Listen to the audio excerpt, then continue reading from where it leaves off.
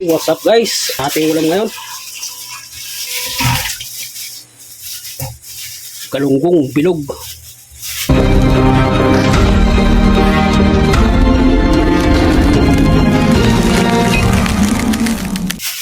Yan, bibili sana ako guys ng karne, kaya lang bawal pala ang karne. Oh, bawal na ang karne sa palengke. Yang lalo na kung wala kang budget. Guys, napakamahal ng ngayon, karning baboy. So tayo, galunggong. Para pumasok dun sa ating budget. Ito lang. Talbos ng kamote. Kamatis. Okay, talo-talo na yan. Nag-isa ko lang saglit yung ating galunggong. So nakachamba tayo ng galunggong. Nakachamba tayo ng 90. Kalahati. 90 pesos. Sa 2, 3, 4, 5. Okay, pasok na sa budget natin. Yung ating talbos ng kamote, 10 piso. Kamatis, 10 piso. Medyo nagmahal na rin ang kamatis guys. Dati malalaki yan. Marami. Sarap sana ng mga ilang araw na rin. Tagal na rin din nakatikim ng karne. Walang bawal. Bawal pag wala kang budget. Grabe lang kilo ng karne dito guys. Kulang 400 na. Yung kasim pa lang.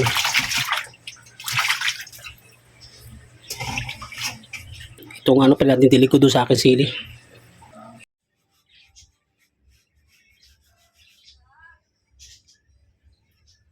Yung talim kong kamatis, alanganin pa.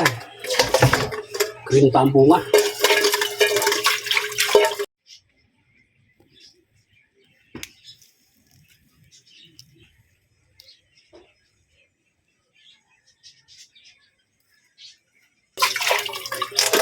Guys, diskarte lang sa ulam.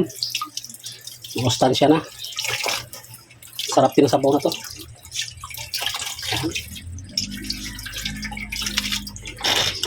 Guys.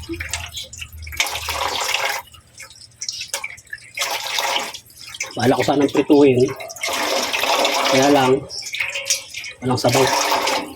Walang sabaw mga bata. Sabay-sabay na yan guys.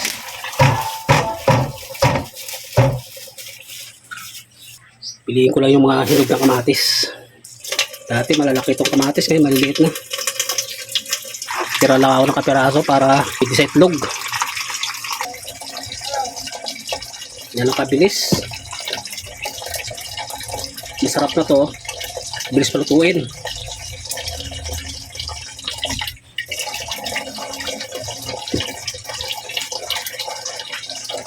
Delikado rin ang ngayon. Karne kaya pinagbabawal. Sobrang init ng panahon. Lalo ko yung mataas ang iyong kolesterol.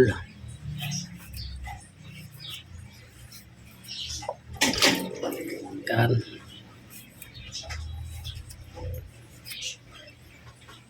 Sabay na guys. Sabay na yan. Hindi na kailangan pag kumulo kasi ako ilagay yung talbos. Malambot lang yung ating isda.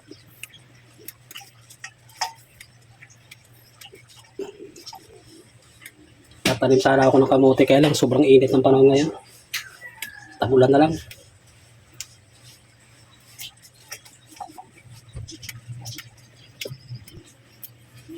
Kung wala talagang kamote, talbos ng kangkong. Di kaya kahit anong gulay pwede na ngayon. Dahil sa mahal ng bilihin. Yan. Yan lang yan. O sabawan lang natin ng mga 2 baso para yung lasa ng isda hindi naman mawala,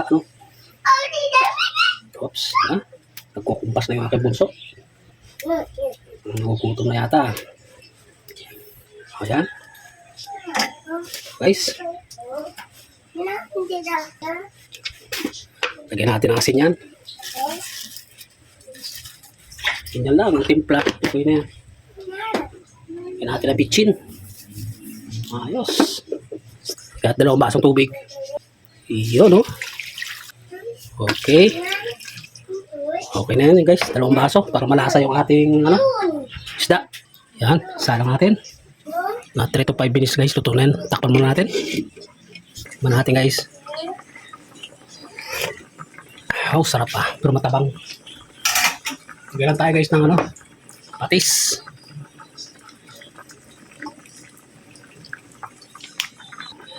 Napansin nyo guys, di ako naglagay ng sibuyas, no? Depende kasi ako sa panahon. Mabilis mapanis yung ating ulam. Tapos patakan natin ng konting ano, sinigang mix. Kunti lang. Para masarap siya igupi, medyo may asim-asim. Walang ano pa. Yung mga kandidato, oh. Lakas ng kanilang mga tugtog.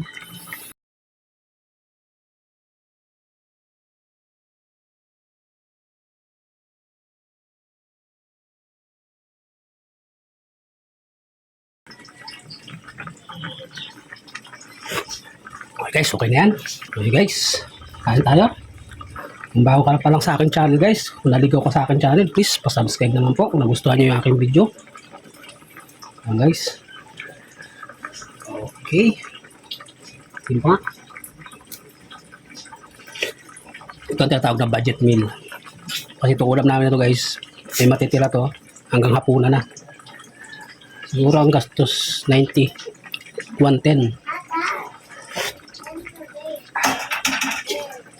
Patay-patay ka lang guys. Parang di na ako mahawat sa pagigop ng sabaw. Sarap. Tayo. Bye-bye. Love you.